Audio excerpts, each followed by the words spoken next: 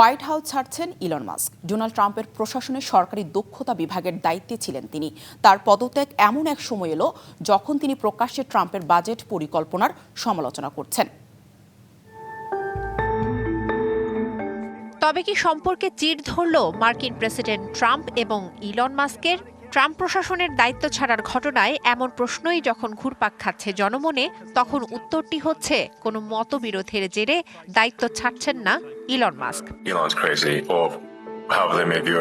Trump প্রশাসনে ইলনকে সরকারি দক্ষতা বিভাগের দায়িত্বই দেওয়া হয়েছিল 130 দিনের জন্য, যেটির মেয়াদ মে মাসেই শেষ। ডিপার্টমেন্ট অফ গভর্নমেন্ট এফিসিয়েন্সি বা ডিওজিই প্রকল্পটি মূলত মাস্কের নেতৃত্বে ফেডারেল ব্যয় কমানোর একটি উদ্যোগ হিসেবে যাত্রা শুরু করে। মাস্ক বাজেট থেকে অন্তত $2 ট্রিলিয়ন কমানোর ঘোষণা দিলেও পরে তা অর্ধেকে এবং শেষ পর্যন্ত নেমে আসে $150 বিলিয়নে।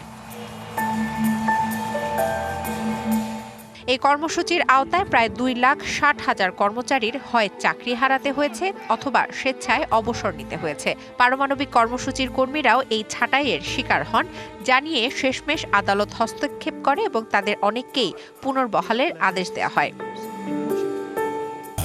বাংলাদেশের শক্তিশালী থার্মিক স্টিল বার famous still limited.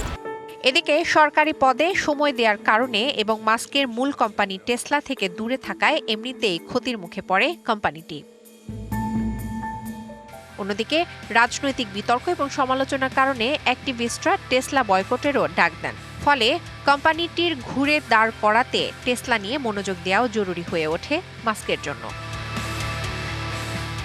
Sovan Shahmin দিশা, ডিবিসি নিউজ ডেস্ক।